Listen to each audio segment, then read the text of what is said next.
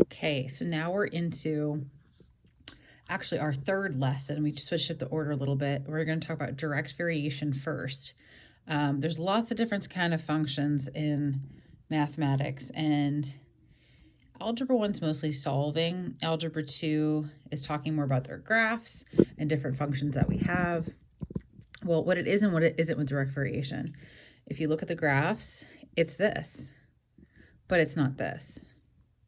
It's not this. Well, yeah, that's a quadratic we just learned, but it looks linear. So what's the difference between this and this?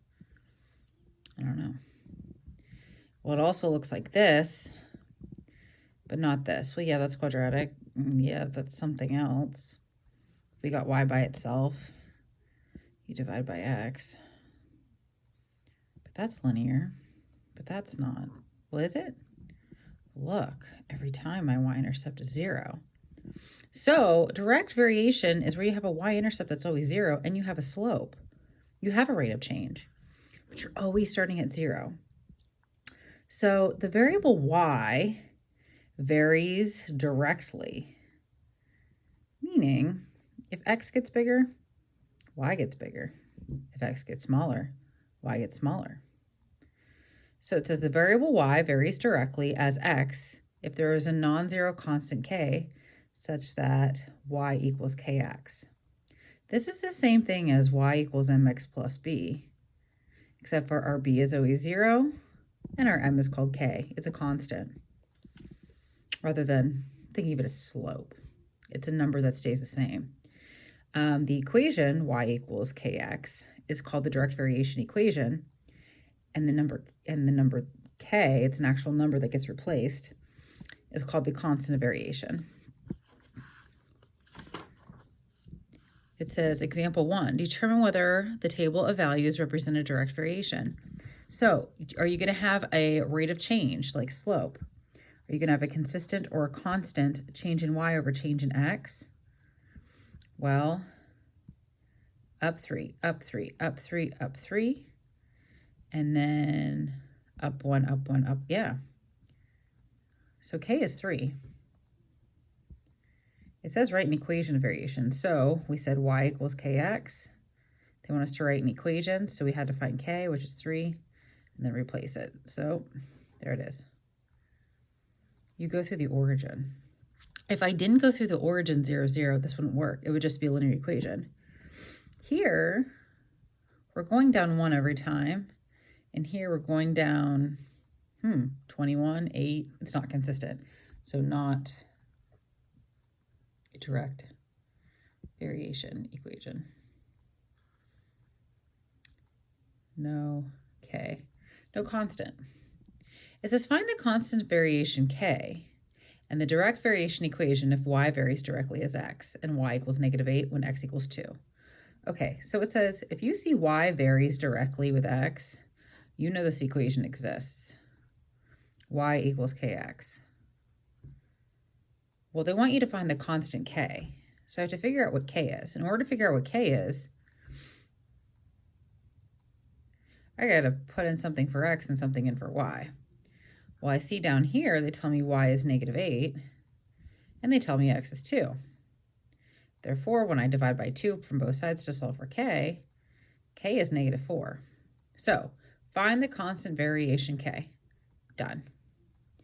And the direct variation equation. So y equals kx, therefore y equals -4x. The end. Here's another thing. Proportions come from direct variation because when we solve for k, we took x and divided it under y. So y over x is the same thing as k. Here's another. When traveling at a constant rate, Allison travels 12 miles in 15 minutes. Well, that's a k. At this rate, how long would it travel? 30 miles. Okay, so we don't know how many minutes. Well, we could use proportions, or we could set it up like normal. Y equals kx. We find that it's 12 miles in 15 minutes. So your k is 12 over 15. Then you're going to replace that, y equals kx. You know k is always going to be 12 over 15, but they tell you 30 miles is your goal. What's your x? So you could have done all this, or you could have just set up a proportion. You're going to cross multiply. 30 times 5, well, 3 times 15.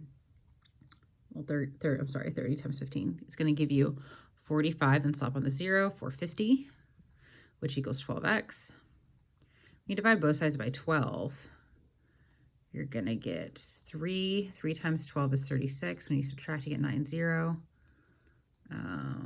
30. What am I doing? 450 divided by 12. This goes in 3 times, 36. You get 9, 9, 0. Then it is 12 goes into 90. 7 times. So you get 84. When you have 6 left over, goes into 60 6 times. Okay. Is that right, that math? I'll check it in a second. So then x would equal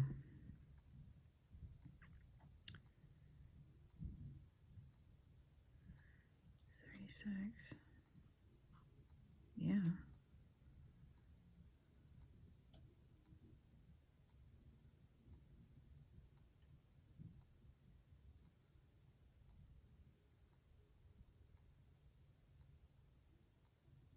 Oh, it's 5.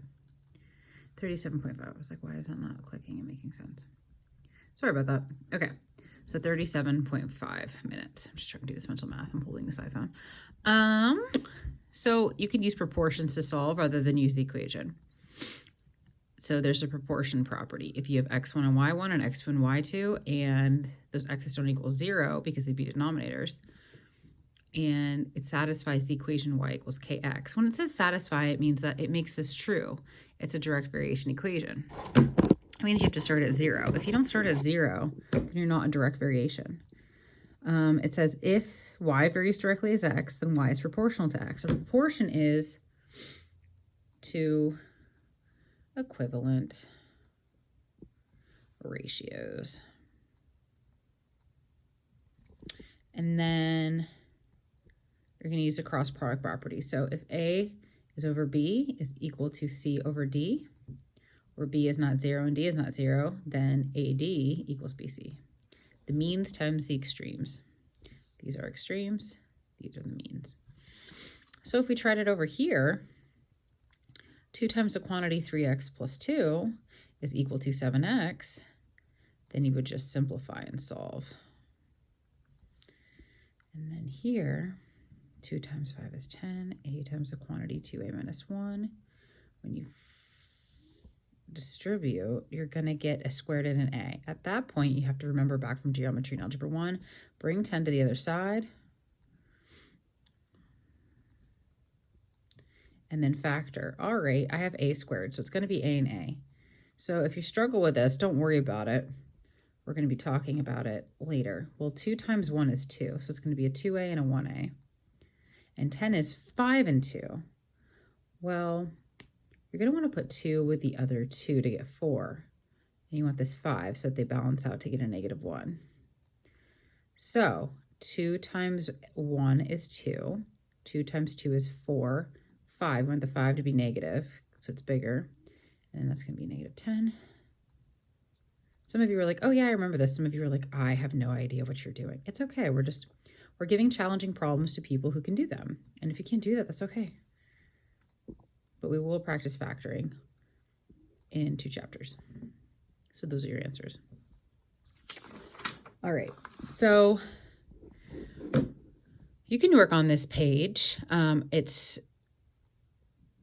If you want to do it and then show me, I can give you stickers for this. So this is where extra credit comes in, that extra effort. It's totally up to you. So go ahead and do these if you want to when you're watching this video, and I can check. Or if you're like, I'm going to do like 2 here and 2 here and these 3, then yeah, I'll give you stickers for those. Whatever you want, or you don't have to do it at all. You can just focus on homework. All right, I'm going to stop this video then, and I'm going to create a part 2 for now, direct, inverse, and joint variation. So if you want to stop and practice this for a little bit, you can work on that worksheet, Or you can work on your problem tonight, and then we'll come back to notes. The part that we just did goes 1 through 5 on your worksheet. So if you want to stop and do 1 through 5 and check your answers with a back wall or on Google, I would do that and then come back to the notes and finish the rest. Just try a little bit at a time. Remember, you can also do this. All right. Bye, guys.